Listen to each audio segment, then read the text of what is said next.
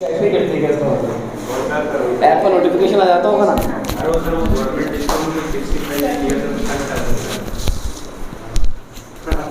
अरे नहीं भाई, वह तो बहुत फ़र्क था क्लासेस का।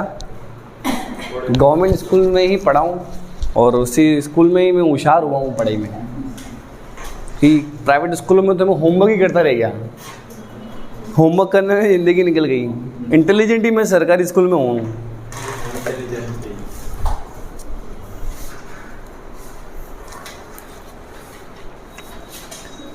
चलो देखो, आज नया चैप्टर है। चैप्टर का नाम इशू ऑफ डिबेंचर। ये 12th क्लास में जो डिबेंचर पढ़ा ना आपने, सेम टू सेम वही का वही चैप्टर है, कुछ भी चेंज नहीं है। थोड़ा से रिमाइंड कराते हैं, वही एप्लीकेशन, अलॉटमेंट, कॉल्स, और आप क्या करते हो कि भाई डिबेंचर इशू करते हो अदर देन कैश, यानी कोई फिक्स एसेट्स परचेस कर ली। वेंडर वाला क्वेश्चन याद है, वेंडर। और कोलेटरल सिक्योरिटी, सम पार्श्विक प्रतिभूति, कोलेटरल सिक्योरिटी आई बात समझ में। और आपके वो थे redemption at premium, issued at par, 6 case थे ऐसे। फिर इंटरेस्ट वाला क्वेश्चन था, डिबेंचर इंटरेस्ट, जिसमें टीडीएस लगता था नीचे। ठीक है, तो ये वो पूरा का पूरा चैप्टर सेम है, 2 कॉपी है, कोई चेंज नहीं है। ठीक है, चलो देखो सभी, issue of debenture. Debenture it is a loan. ये क्या होता है हमारे लिए? लोन होता है। लेकिन बैलेंस शीट के अंदर इसको किस हेड में लिखा जाता है? Long term borrowing. बोरोइंग मतलब क्या होता है? उधार। ठीक है, तो it is a loan, it is a long term borrowing. Second point, similar.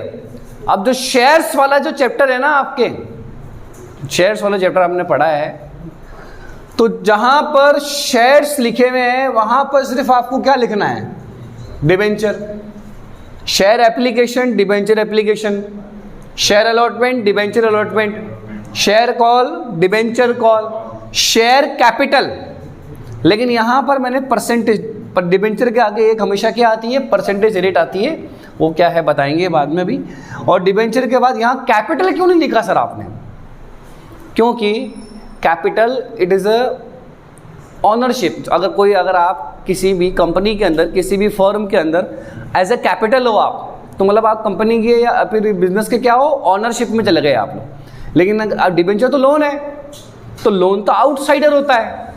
Outsider means कि वो कंपनी का ओनर नहीं है। कंपनी का ओनर नहीं, वो आउटसाइडर है। मतलब हमने तो उन लोगों से लोन लिया है भैया, हमको तो सिर्फ उनको इंटरेस्ट देना है, बात खत्म। और कैपिटल का मतलब होता है कि वो आपकी ओनरशिप है और आपका यहाँ पर कंपनी के प्रॉफिट में हिस्सा है। किस में हिस्सा है? तभी तो कैपिटल के अंदर, शेयर्स के अंदर क्या मिलता है? डिविडेंड मिलता है। This is a part of profit. समझ में आ गई आप को? चलो यहाँ देखो, तो इसलिए डिबेंचर के पीछे क्या नहीं लगाते? कैपिटल। क्योंकि कैपिटल लगा दिया तो वो ओनरशिप में चला जाएगा। लेकिन डिबेंचर एक क्या है? लोन है। अरे क्लियर है क्या आपको? तभी तो शेयर कैपिटल को आप कहाँ लिखते हो? ऊपर लिखते हो। अरे बात आ गई समझ में? शेयर होल्डर फंड में लिखते हो। और डिबेंचर को कहाँ लिखते हैं? नॉन करंट लाइबिलिटी में, लॉन्ग टर्म बोरोइंग में। चलो आगे देखो। अब जो डिबेंचर इशू है, डिबेंचर क्या करते हैं?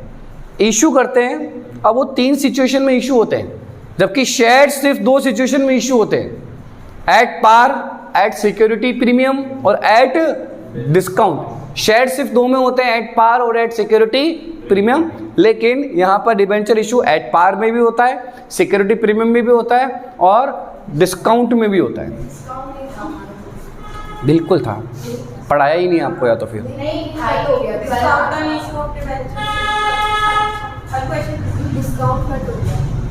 कट होता है नहीं। क्योंकि ये छोटा सा टॉपिक कैसे कट हो सकता है? डिबेंचर तो ये टॉपिक थोड़ी ना है डिस्काउंट। ये तो ये सब इंटरनली मैटर है। ये तो बिल्कुल था, एंट्रीज थी डिस्काउंट की आपकी। एक सेपरेट डिस्काउंट कट कैसे हो सकता है? वो शेयर्स में नहीं था।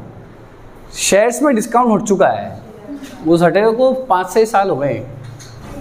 समझे?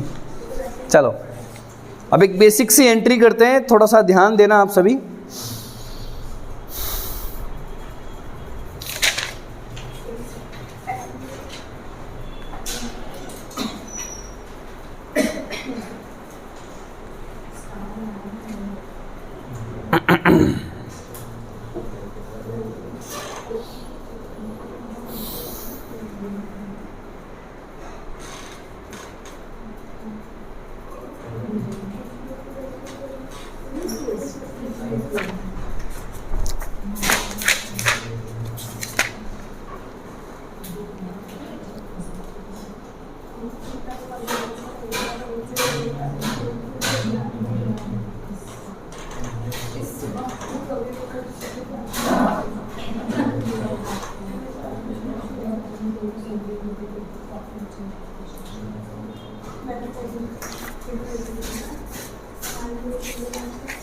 चलो देखो एग्जाम्पल लिख ही देते हैं।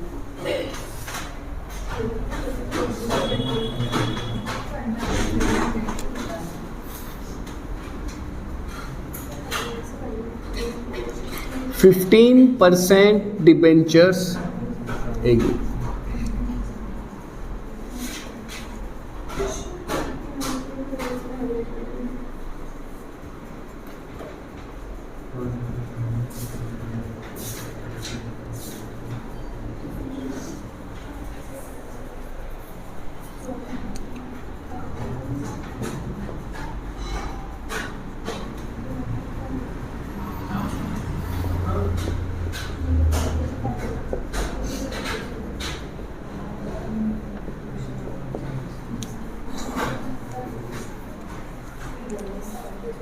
चलो कुछ याद है एंट्रीज?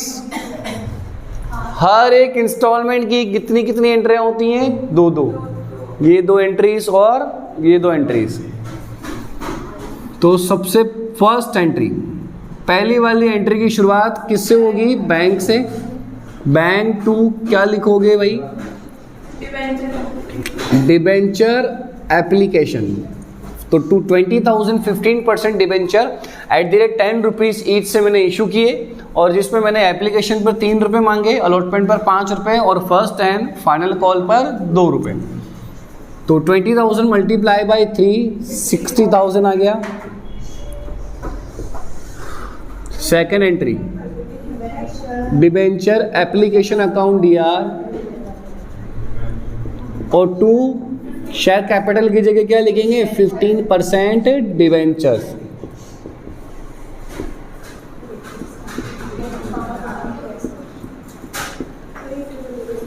थर्ड एंट्री बताओ।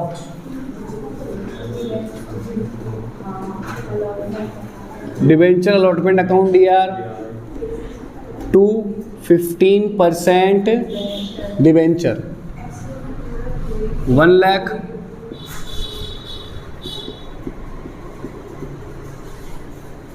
Fourth bank account DR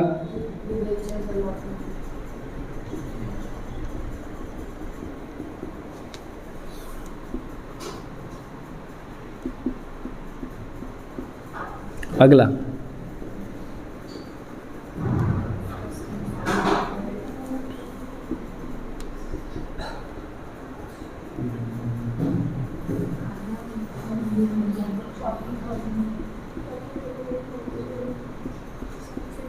similar entry हैं सारी की सारी, कुछ भी ऐसा चेंज नहीं है।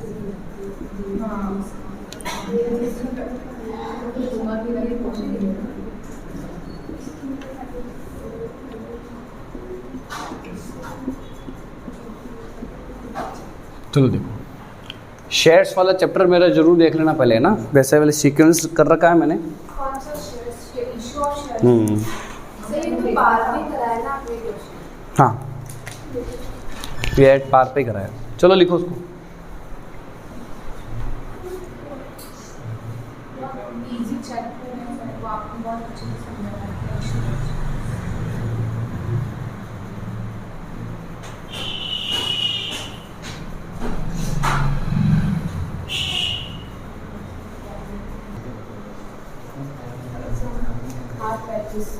अरे यार बहुत समय खाएगा यार ये तो, मुझे टाइम जल्दी करना पड़ेगा मतलब।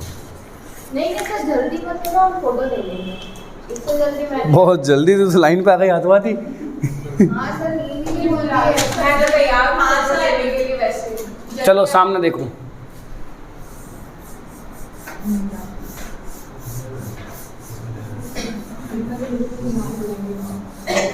अब थोड़ी सी क्लास लगता है मुझे 10-15 मिनट पहले रहनी पड़ेगी। सर आप फोटो लेने को तैयार है। सर आप फोटो कैसे 10-15 मिनट लेट कर दो आप। हाँ लेट सर भी चलेगा।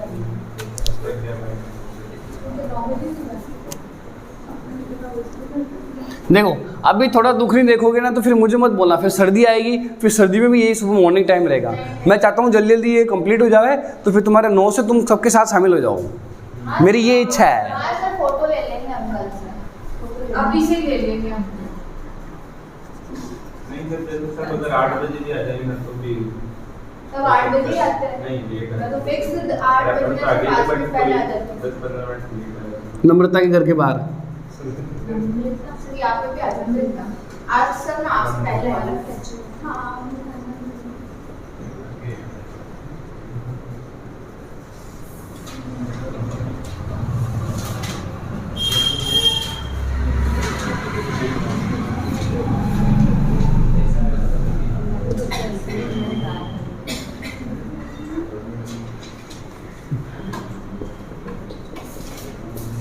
देखो अब डिबेंचर इशू किस पे कर रहे हैं?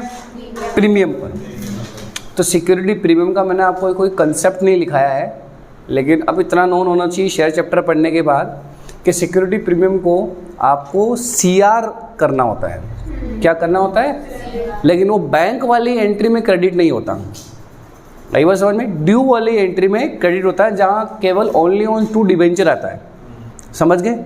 और ये जिस इंस्टॉलमेंट पे दे रखा है उस इंस्टॉलमेंट पे आपको करना पड़ेगा, लेकिन आपको विदाउट इन्फॉर्मेशन ये हमेशा किस पे करना होता है? शाबाश, अलॉटमेंट पे करना होता है। विदाउट इन्फॉर्मेशन आपको सिक्योरिटी प्रीमियम कहाँ पर लगाना पड़ता है? अलॉटमेंट पे लगाना पड़ता है। अरे बात आ गई समझ में आपको? तो बताओ टोटल मिला के कितने रुपए हो गए आपके पास? इसका मतलब इसके अंदर प्रीमियम ऑलरेडी क्या है? इंक्लूड है। समझ आ गई बात आपको? नहीं तो इंक्लूड करना पड़ता। तो सब एंट्रीज सेम टू सेम, कुछ भी चेंज नहीं है। यहाँ लिखूंगा बैंक अकाउंट डीआर और टू 8% डिबेंचर एप्लीकेशन पे पैसे आए तो 15,000 मल्टीप्लाई बाय 30, 4,50,000। तो इन एंट्री में तो कोई चेंज नहीं होगा, यहाँ पर भी कोई चेंज नहीं होगा, बस एक वैल्यू और एक्स्ट्रा आ जाएगी यहाँ पर। तो यहाँ करोगे 8% डिबेंचर एप्लीकेशन अकाउंट डीआर। अरे आप चाहो तो परसेंटेज लगा सकते हो, चाहो तो नहीं लगा सकते ना, मैंने लगा दिया लेकिन कोई बात नहीं। To 8% debenture 4,50,000। Third entry debenture allotment account DR to 8% debenture और 2 सिक्योरिटी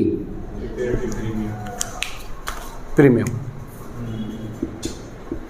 तो करो मल्टीप्लाई, तो 15,000 मल्टीप्लाई बाय 60, 9 लाख यही है भाई। और 15,000 मल्टीप्लाई बाय 50 जो कि हमारी पेन वैल्यू होती है, कैपिटल वैल्यू होती है, मेन डिबेंचर की वैल्यू होती है।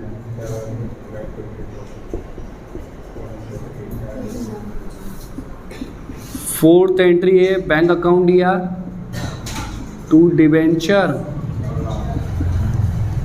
अलॉटमेंट, 9 लाख रुपीज है।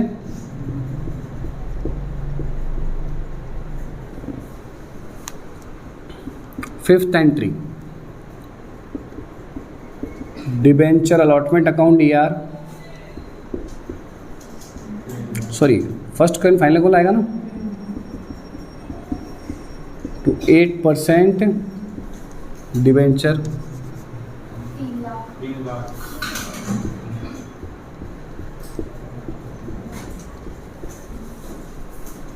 सिक्स्थ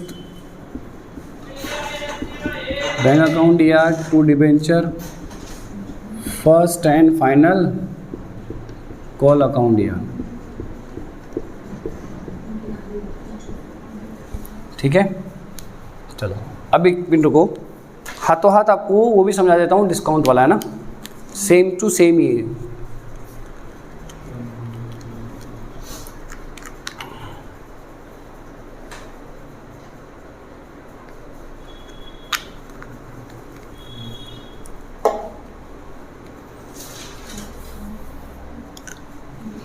देखो डिस्काउंट वाला कंसेप्ट भी समझ लो।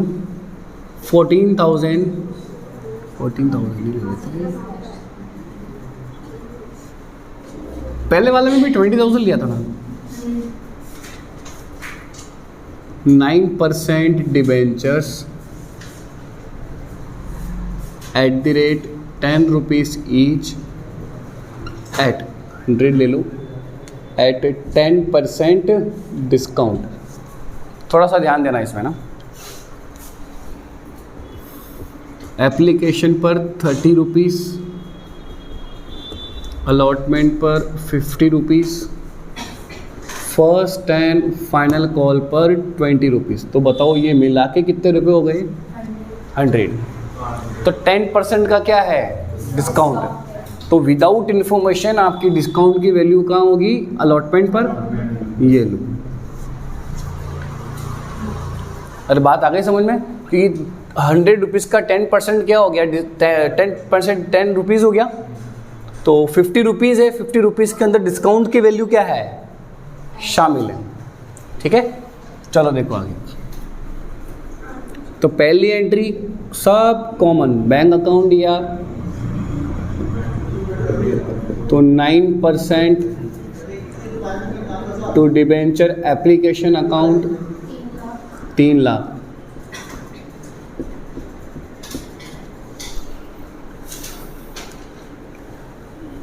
टू फिर डिबेंचर एप्लीकेशन अकाउंट दिया टू 9% डिबेंचर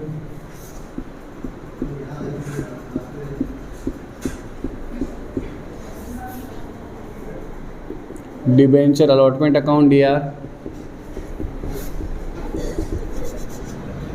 ठीक है, अगर सिक्योरिटी प्रीमियम क्रेडिट हुआ है, रटाइए आज तक आप लोगों ने, पता है सिक्योरिटी प्रीमियम क्रेडिट इसलिए हुआ क्योंकि आपके लिए इनकम है, आपके लिए प्रॉफिट है।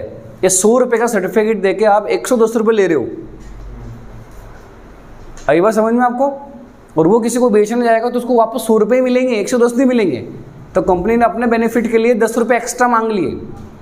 तो सर पब्लिक क्यों पे करेगी? कंपनी नाम ही है, मत खरीदो। अरे बात आ गई समझ में? लेकिन अगर आप डिस्काउंट में इश्यू करते हो तो उल्टा आपका लॉस है। और किसी स्पेसिफिक रीजन से ही कंपनी को जल्दी पैसा चाहिए होता है, तो उस वजह से कंपनी को क्या करना पड़ता है? खुद का घाटा खा के, मतलब 100 रुपये का सर्टिफिकेट दिया, बदले में 90 रुपये ही लिए, 10 रुपये क्या लिए? तो all expenses and losses are debit the rules of nominal account. अरे क्लियर क्या आपको? देखो यहाँ तो discount on issue of debenture, तो पूरी लाइन लिखी जाती है। नॉर्मली डिस्काउंट लिखोगे ना तो पता वो सेल्स और परचेस वाला डिस्काउंट जाएगा, जो 11th क्लास में एंट्रीज करी अपन ने, गुड्स सेल करी, गुड्स परचेस करी, उसके ऊपर डिस्काउंट हो जाएगा वो तो। लेकिन यहाँ पूरी लाइन लिखी जाती है बकायदा। और लाइन में क्या लिखा जाता है बताओ? डिस्काउंट दिया, किसके ऊपर दिया? ऑन इशू, इशू किया जब डिस्काउंट दिया। क्या इशू किया जब डिस्काउंट दिया? Of debenture. तो अभी तक रटा है, ये एक्सप्लेन है। अरे क्लियर है क्या वो चीज? तो discount on issue of debenture, और 2 में वही हमारा क्या है? 9% डिबेंचर। ये हमेशा फेस वैल्यू से ही होगा। 10,000 मल्टीप्लाई बाय क्या है? 50। तो कितना हो गया? 5 लाख। 10,000 मल्टीप्लाई बाय 10 1 लाख, और ये कितना आ जाएगा? 4 लाख। अब बस अब एंट्री में कोई चेंज नहीं जाता। बैंक अकाउंट यार, और अब बहुत तेजी से पड़ी है तो टूट गया। सर ये पागल हो गया है, कर रही थी तो पागल। इधर 5 लाख। चलो बढ़िया, चलाने वाले ने ही बोल दिया। देखो तो 4 लाख जितने से डेबिट है उतने से credit.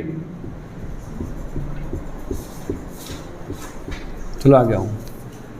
5th entry debenture first and final call account D R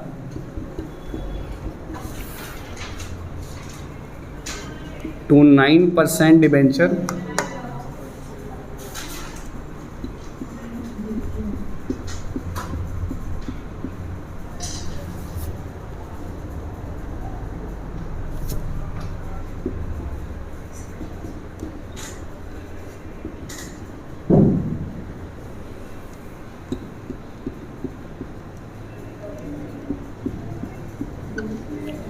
चलो लिखो आप सभी इसको।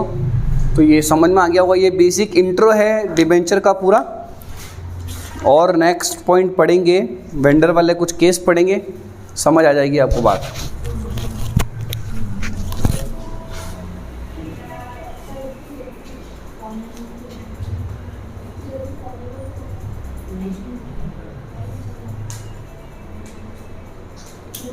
ये